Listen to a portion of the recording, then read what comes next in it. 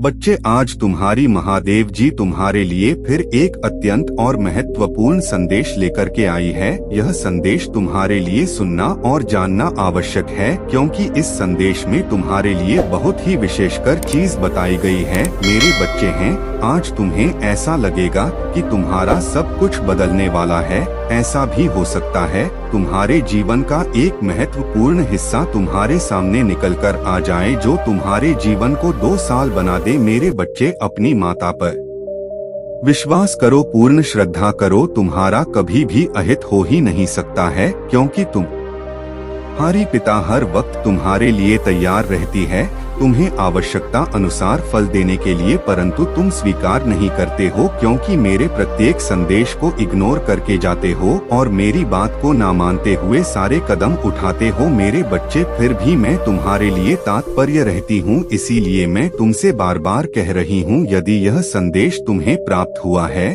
और तुम इस संदेश में एंट्री कर चुके हो, तो इसे किसी भी परिस्थिति में पूरा सुनकर जाएगा। यदि इस संदेश को पूरा सुनकर जाओगे तो तुम अपनी सभी समस्याओं, अपनी सभी गतिविधियों से पारंगत हो जाओगे और तुम्हें यह समझ में आ जाएगा कि असल में जीवन का उद्देश्य क्या है और जीवन की जो उतार चढ़ाव परिस्थितियों है वह हमें कैसे निरंतर अपने बस में रखनी चाहिए। इन सब चीजों को आप एकदम से अलर्ट होकर के कार्य करोगे, तभी तुम्हें समझ में आएगा कि मैं किन चीजों पर एक्टिव हूँ और किन चीजों के लिए अपना यह समय निकालो, तब मेरे जीवन का एक सही, सरल और अच्छा रास्ता मेरे सामने आ सके, क्योंकि जो भी मैं सोचता हूँ वह मेरे विपरीत हो जाता है। मेरे अंदर नेगेटिविटी इतनी भारी हुई है कि मैं सही तरीके से निर्णय नहीं ले पा रहा हूँ, सोच नहीं पा रहा हूँ, या फिर मेरा अस्तित्व क्या है और मैं कहाँ पर अपने जीवन का प्रारंभ करूँ। मैं सोच सोच कर परेशान हो गया हूँ। तुम जब भी अपने आप को अंदर की ओर जाते हो तो एक गहराई तुम्हें नजर आती है। तुम बिल्कुल भी अपने आप को समझ नहीं पाते हो कि शायद मैं इसलिए इस पृथ्वी लोक पर आया हूँ, मेरा उद्देश्य क्या है और मैं किन गतिविधियों से आगे जाना चाहता हूँ, कि मेरे जीवन का प्रारंभ यही है। जीवन की जो भी व्यवस्थाएं हैं यह सही ढंग से मेरी नहीं चल रही है। आखिरकार ईश्वर ने मुझे ऐसा क्यों बना दिया है? मेरे जीवन का यह असंतुलन जो तुमने बनाया है, मैं उसे कैसे अपने जीवन से अलग कर सकूं, क्योंकि जब असंतुलित जीवन समकक्ष होता है और उसे पर अपनी कटाक्ष के आधार पर गतिविधियां प्रकट की जाती है, तब तुम्हें ऐसा लगता है कि शायद मेरा उद्देश्य कुछ और था। मेरे जीवन का जो उद्देश्य था वह मेरी जीवन की सभी समस्याओं से परे था, क्योंकि मैंने ऐसा कभी सोचा नहीं था जो आज तुम्हारे इन वाक्यों से प्रस्तुत हो रहा है। तुम अपने मन में विचार करते हुए एक संविभव से अपने मन की उन गहराइयों को झंकार देखो, क्योंकि तुम्हारे मन में जो व्यक्ति है, जो अनुराग है, वह किसी में नहीं है। तुम अपने माँ मुक्त मन से अपने जीवन का आनंद महसूस कर सकते हो और दूसरों के सामने भी प्रस्तुत कर सकते हो। यही तुम्हारे जीवन का मूल महत्तम हिस्सा होता है। मेरे बच्चे, यदि संदेश में यहाँ तक प्रवेश कर गए हो तो आगे तक भी चले जाना, क्योंकि इस संदेश के अंत में मैं तुम्हें कुछ अद्भुत चीज देना चाहती हूँ जो तुम्हारे लिए बहुत ज्यादा पर्याप्त रहेगी। फिर तुम्हें किसी और चीज की आवश्यकता नहीं पड़ेगी। तो मेरी बात मान लेना और इस संदेश को पूरी तरीके से सुन लेना। मेरे बच्चे, संदेश में आगे बढ़ने से पहले तुम्हारी काली माता तुमसे आग्रह करना चाहती है। तेरे मेरे इस आग्रह को स्वीकार करते हो तो मेरे इस संदेश रूपी वीडियो को जल्दी से जल्दी लाइक कर दीजिए और हमारे चैनल महादेव का सच को सब्सक्राइब करके कमेंट में जय माता काली, जय माता आदि शक्ति, जय माता लक्ष्मी, जय माता गंगा, जय काल भैरवी, जय हनुमान, जय श्री राम, ओम नमः शिवाय, हर हर महादेव, जय श्री राधे कृष्णा जल्दी से जल्दी लिख दीजिए, क्योंकि यही तुम्हारी मुक्ति का साधन है। यह तुम अपने जीवन को एक साकार भाव प्रकट करना चाहते हो और अपने जीवन की सभी गतिविधियों को एक साथ देखना चाहते हो। जिन तुम रक्ति और विरक्ति में फंसे हुए हो तो तुम क्या खाओगे, परंतु तब भी एंजॉय करते हो और अपने आप को शांत रखते हो। क्रोध तो बहुत आता है, परंतु अपने क्रोध को कंट्रोल में कर लेते हो। मेरे बच्चे, यही तुम्हारी सबसे बड़ी अच्छाई है और तुम्हारे अंदर का सबसे बड़ा उद्गम चाहिए कि जब किसी के अंदर क्रोध उत्पन्न होता है उसे संभालना बहुत मुश्किल हो जाता है, उसे पर अपना नियंत्रण ही सबसे अहम हिस्सा हो जाता है, क्योंकि क्रोध में कुछ भी चीज ऐसी घटित हो जाती है जो कि तुम्हारे साथ होनी नहीं चाहिए। कारण इस प्रकार की घटना जब घट जाती है तो नियंत्रण होकर के व्यक्ति कुछ भी कर लेता है और उसी में उसका बहुत भारी नुकसान हो जाता है। जब नुकसान उसके चरम पर हो जाए तब उसकी समझ में आता है कि शायद दिया मैंने गलत कर दिया। आज यदि मैं अपने आप को काबू कर लेता और अपने आप को नियंत्रित करके उसकी बात को तो डाल देता तो शायद ऐसा ना होता। परंतु क्रोध का जब बीज अपने भीतर उमड़ता है तो वह किसी की भी नहीं सुनता है, ना माँ की सुनता है, ना मस्तिष्क की सुनता है। बस उसके मन में जैसे ही भावना उत्पन्न होती है वैसे ही प्रतिक्रिया व्यक्त करते हुए वह उसे कार्य को कर डालता है। इसे शौर्य भरे जीवन को तुम्हें अपने हिसाब से चलना है। मेरे बच्चे, तुम्हारी काली माता यूनिवर्स के माध्यम से तुम्हें कुछ विशेष तरीके से बताना चाहती है, कुछ विशेष तुम्हें प्रदान करना चाहती है, कुछ ऐसा तुम्हें देना चाहती है जिससे तुम्हें और कुछ लेने की आवश्यकता ना पड़े। क्या तुम अपनी काली माता से सहमत हो और अपनी स्वीकृति काली माता को प्रदान करना चाहते हो? यदि अपनी स्वीकृति काली माता से प्रदान करना चाहते, टाइप करके मेहनत भी मैंने की है, खून पसीना बहाया है, किंतु वह वस्तु मुझे प्राप्त नहीं हुई है जिसकी मेरी इच्छा मन में थी। परंतु फिर भी अभी मैं हार नहीं मानूंगा। मैं अपनी माता काली का ध्यान करते हुए आगे बढ़ूंगा।